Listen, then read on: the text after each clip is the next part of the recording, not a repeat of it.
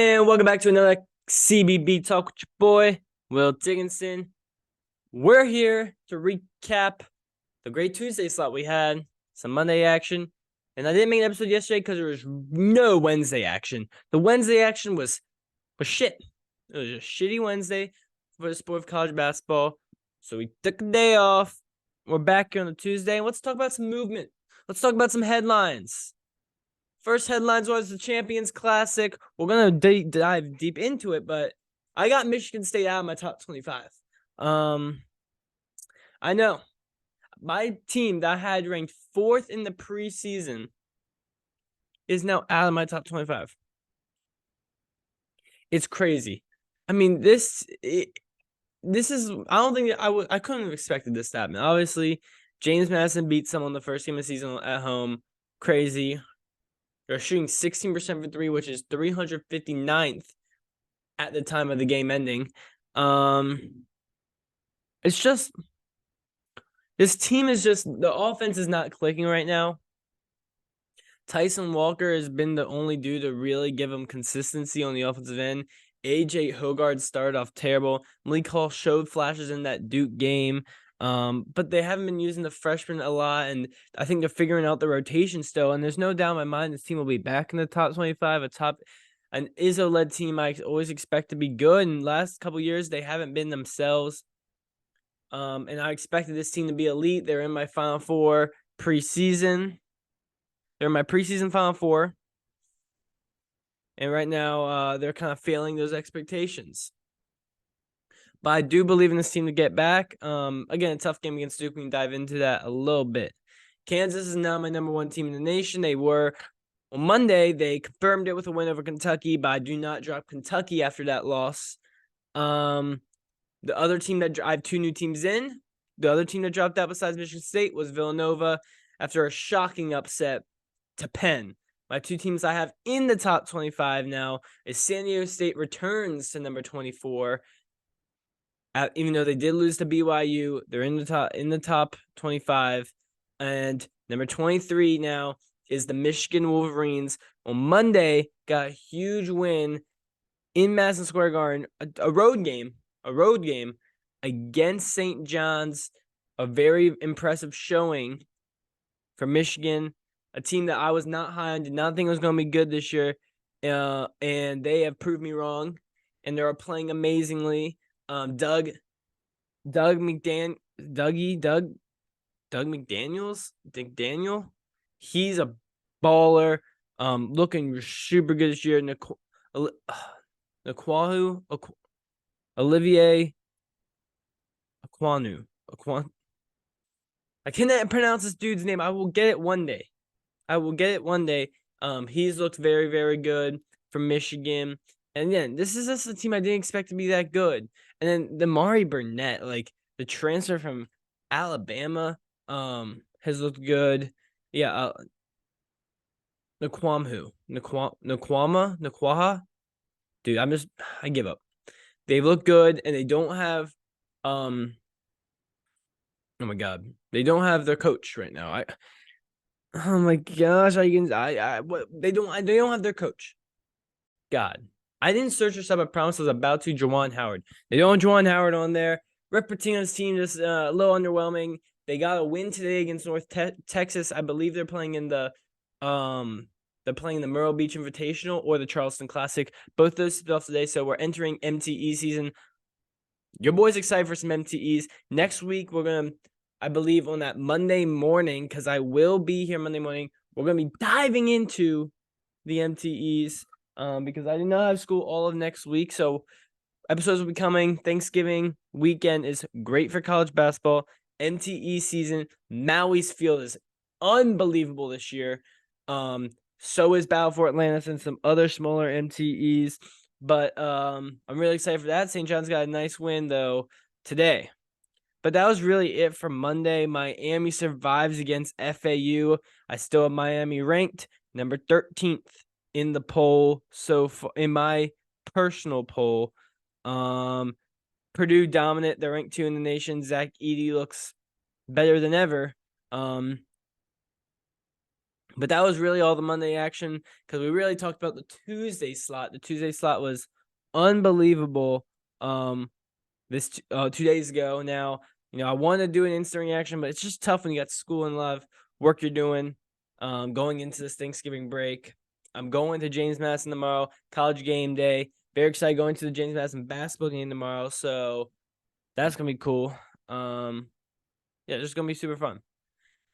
Let's throw into this Tuesday slot. Let's start with the Champions Classic. Let's talk about this first game. Duke and Michigan State, both teams coming in with a loss.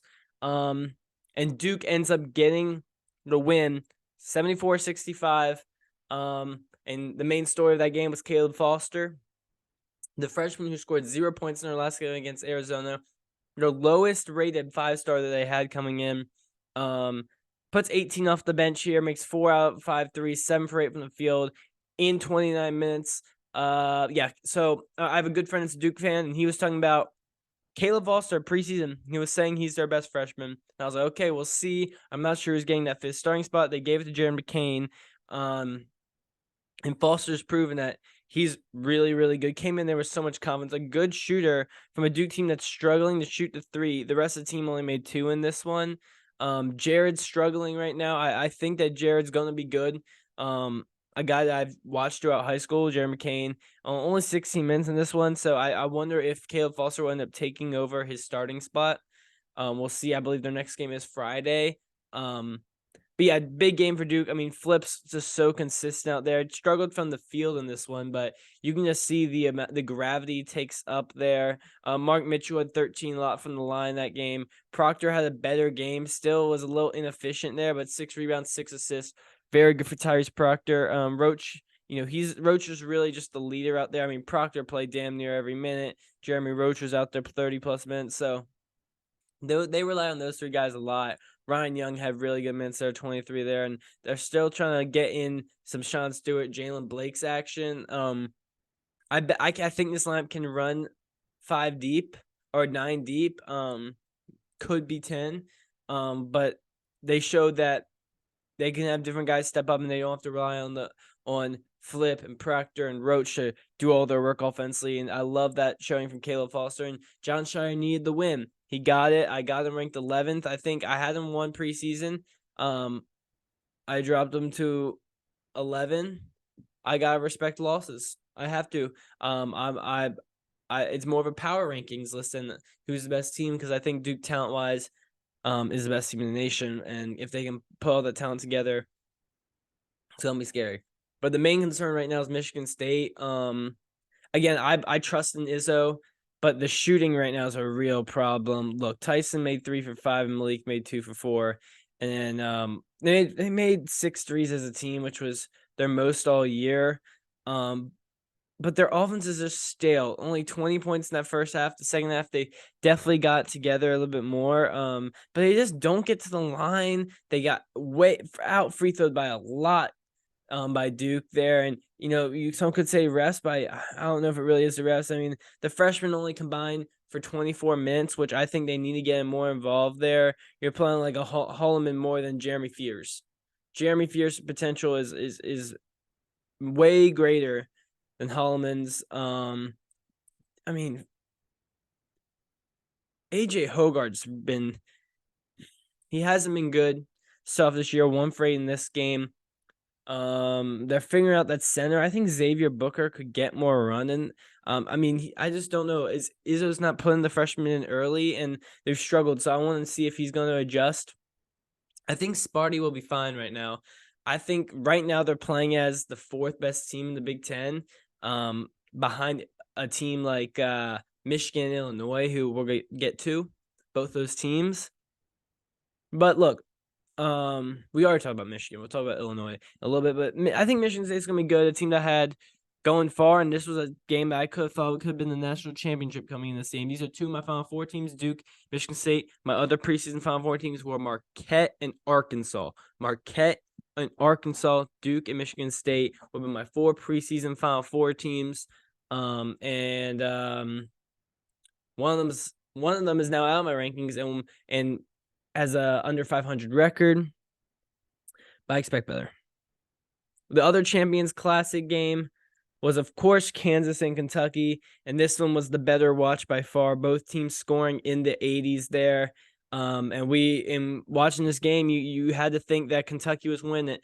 The first half, we see Rob Dillingham come in there, play electric. He had 18 in this one, and he had, I think, 14 that first half. Reed Shepherd comes in, and Reed Shepherd looks like a fucking man. Like he looks like he comes in there and just plays so composed and poised out there. Great shot, good defender, good ball handler, smart with the ball. Really impressed what I've seen. This dude was ranked in the 70s in last year's class, and he's outplaying guys like DJ Wagner and Justin Edwards, who are top 10 recruits. Kentucky's missing their bigs, and that showed in this one with a Hunter Dickinson dominant performance. And I took away from Kentucky is if this team get healthy, get their big man back, Bradshaw back, and Unyeso, I think this team can contend to win the SEC. I didn't move them. I still got them ranked 15th because that was a great showing from Kentucky, and I took away more from Kentucky than I did with Kansas because Kansas did what I expected them to do, and it's win the game. This is right now the best team in the country, and I can see why. They're experienced. Hunter Dickinson, I was in the camp of calling him overrated. I was. My reasoning was he was a great freshman at Michigan, and he didn't show that much improvement from those last 2 years. But man, really good in this one, 27-21. Only 4 missed shots, looked really good. DeJuan Harris, man, 23 points. I think that was a career high. 5 threes. After coming off a game where he didn't shoot, puts up 23 in this one. I mean, the best true point guard in college. Best true point guard, not the best point guard. That goes to a dude over in Milwaukee that we can get to in a little bit. But DeJuan Harris, one of his best games of his career, if not the best. KJ Adams, a guy who has moved into a 4. Last year played the 5, 16 this one. Kevin McCullough had the 3rd ever program triple-double. This team is deep. Yeah, they're going to have to figure out the bench. Deep as they have multiple guys who can do it. I think the whole starting 5 is really good, and their bench is going to need some work. Noah Timberlake, I think, can be really good. He didn't score in this one. Brown, the backup big, can be good, and we'll see what the rest of the team makes out. And Marco Jackson, I think, can be a stud guy for Kansas. But again, I take away a lot from Kentucky, and they weren't healthy. They weren't healthy, and they still almost took down Kansas. So takeaways from Kentucky is they can be really good if they can get healthy, and they're going to have freshman struggles. DJ Wagner and Justin Edwards combined for 1 for 18 from the field. That's not going to happen again. They only lost by 5 and played very, very good game and were winning most of it. So my takeaways from that game are Kentucky looks really good and Kansas is the best team in the country. Some of the other games that went down were a really good one between Illinois and Marquette. And the guy I was talking about, best point guard in the nation, it goes to a guy named Tyler Kulik over at Marquette. Coming into that game, he was questionable with a bad ankle injury. Sources were saying that ankle was black and blue and big and swollen. It was not a pretty sight, and he didn't look like he bothered. 24, 6 and 4 in this one, 2 steals. That dude's a baller, a gamer, a beast. My preseason pick to win Big East Player of the Year. My last year's Big East Player of the Year. Didn't expect anything less from that man. Cam Jones, a great number 2. Iguardo, the big, solid. This Marquette team it's the same team from last year. And that team from last year was the Big East champion with a team that won the national championship. So going on the road in a true road environment at Illinois in Champaign, one of the hardest places to play in college basketball. And they went in there and didn't flinch. I think they were an underdog in this one. And they got the win. That showed a lot of just guts from this Marquette team. And I don't drop Illinois at all. You would love to win that game at home. That would move you up. But you do lose one, and a loss is a loss. But you playing against number 4 team in the country, I can't diminish your ranking that much there. Sorry. Terrence Shan's a beast there. Coleman Hawkins disappointing in this one. I mean, people saying he's out there getting cardio. He's out there thinking he's an NBA player, and he looks dog shit. I mean, look, a lot of things are saying about Coleman Hawkins there, but I think he's gonna be really good. I think Lucas Goody looked really good off the bench, 13. This one made 4 threes, so I think this Illinois team is gonna be good. You just ran into a beast in Shaka Smart, Marquette, Tyler Kulik. But yeah, I didn't take away anything bad from Illinois, and it looked like it was a great environment there. And Illinois is gonna be, in the top of that Big Ten race. If any team can compete with Purdue, which I'm not sure if any team can, I think they could, at least, be up there for the top 3 in that Big Ten race. But then again, it's Purdue, and Purdue looks really good. A&M gets a nice win against SMU. Colorado, who I got moving up in my top 25, has been looking really good there. Creighton gets a nice win against Iowa. Something that I expected for them to do. Trey Alexander, 1 assist away from a triple-double. He looks really good. Kalkbrenner looks good. Stephen Ashworth looks good. Creighton's gonna be the Big East is just so tough this year, man. And Baylor Scheinman 17 in this one too. Actually, Stephen Ashworth had 0 in this one, 22 minutes. But Farabello comes in and scores 14 points there. I forget about Baylor Scheinman, man. Like they got Baylor Scheinman, Trey Alexander's taking over that lead guard, the main scorer role. Kalkbrenner, Mason Miller, Isaac Trott from Virginia, Frederick King. Very, very deep team. And Iowa looked, hanged in there on the road against Creighton. So that, and you gotta take positives away from Iowa, and it looks like they could be a tournament team this year. But also you're giving up 92 points, so you gotta work on that defense. So that's definitely never been Iowa's strong suit. And then the last big thing that happened on Tuesday night, I wake up because I didn't even realize this was going on. Was UC Irvine beats USC. USC doesn't have Kobe Johnson, and they didn't have Boogie Ellis. So 2 of their 3 best players, the best player and the 3rd best player. It's no excuse. You can't lose to a UC Irvine team. You just can't. And they did. I still got them in my top 25. And here's my reason. I didn't move Michigan State after they lost, so I'm not gonna move USC. And I don't have UC Irvine ranked because they've lost the game.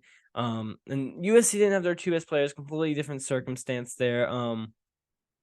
I'm assuming if they had Boogie Ellis, if they had Kobe Johnson, they win that game. But still, they should have won it. Collier had 23, but just a weird loss for USC. And again, they have a nice one over Kansas State this year, and I think they're still a legit team. But Arizona has separated themselves so far from them in the Pac-12, and I got USC now, the 3rd-ranked team in the Pac-12, behind the Colorado Buffaloes, who has looked very good in their first couple games, and Cody Williams. Looks like a very, very good freshman. I guess Providence was another big result there. Stomps Wisconsin. Wisconsin was a team I hadn't, my eyes on this year, and now they're 1-2. Hopefully they can turn it around sooner rather than later. Kim English's first year at Providence. That team looks like a tournament team so far. Again, Wednesday, really nothing. I guess my one takeaway is Princeton's really good. They beat all right, I'm going to try to pronounce this. The Quincy. I can never pronounce the school. I can never pronounce the Quincy. I just can't. But they were the favorites in the A10, I believe, or top 3 in the A10.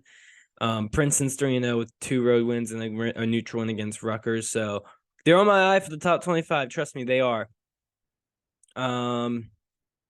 Rutgers beats Georgetown. Texas beats Rice. But besides that, again, really nothing on this Tuesday slot. Really nothing on the Tuesday slot, if I'm going to be honest.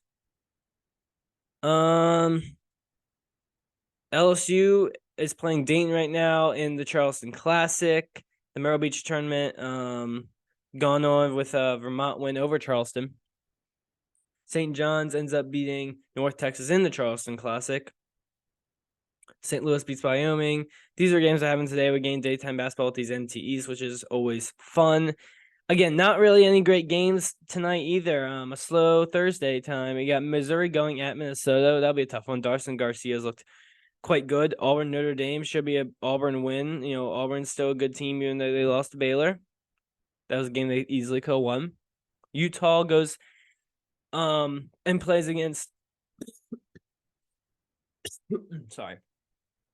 Utah goes and plays Wake Forest in the Charleston Classic. Utah's looking to win that tournament. I think they're an underrated team in that Pac-12. And then we'll talk about Friday games. And I'm not going to talk about Saturday games because I really don't think there's any good ones. But we can go look at Friday. I'll tell you one game I know is Radford JMU. I'm going. We got the Bahamas Championship. Miami plays Georgia in that, so we'll see if they can, win that game. I don't know. I guess you're gonna have the second tournament, a second round of the Charleston, in Charleston Classic and the Myrtle Beach tournaments. I guess those haven't been fully figured out yet. Kansas State Providence, that's getting played in the Bahamas Championship. That should be a good one. Both those teams, I think, are tournament level teams. Providence only -1, so both those teams are definitely tournament caliber there. And let's see if Kim English can start his first year Providence 4-0 against get two really good wins, and that team was going to be my top 25 radar. Michigan State looking to bounce back against Butler. That will be at home in the Gamut Games. I figured out the name for it, the Gamut Games. That was big. Florida State Florida game that always gets played. Florida State's not supposed to be good this year, so Florida should be able to get the win there. Besides that, Maryland, Villanova, two teams that also need a win. Oh, so I didn't talk about Villanova losing Penn. Yeah, it's gotta be concerning if you're Villanova, right? You're a program that's been a blue blood program now for the last 10-some years, and Jay Wright retires, and that's tough, right? The greatest coach in your school's history walks out the door. But now it's just looking. It's been a bad start for Kyle Neptune. I think he can be a good coach, but I'm skeptical. They have bad losses last couple of years, and last year they lost to Temple and someone else bad, and now they lost to Penn. Maryland's 1-2, so a team that I thought could be a tournament team. Maybe Maryland can pick it back up. I expect they can. But we'll see. If that's gonna be a good game at home for Villanova. This would be a great bounce back win for them, and Maryland's trying to avoid being 1-3, and that would be the worst possible scenario. The last one that's really good, San Diego State St. Mary's in Vegas. Man. So this is the Continental Tire main event. I don't know. This is an MT. I did not know what the other teams are because I believe Virginia played in this last year. But this is a really good game, mid-major special here. Two teams with a loss. St. Mary's out of my top 25, but was in it. San Diego State back in it. A pick'em game here. Winner of this game will be ranked. Loser won't be. That's gonna be a really good one. Give me San Diego State to win that one. But that should be a really good one there. But yeah, that's the episode for you. Some changes in the top 25, some great Champions Classic, and some good games on Friday. So I'm gonna be heading down to JMU. See if I can get some content there. I'm gonna bring my mic. See if I can record anything because I'll be there Friday, and Saturday. But yeah, super excited for game day, and go check it out. Go watch game day because maybe I'll be on screen. Who knows? Peace. Love you.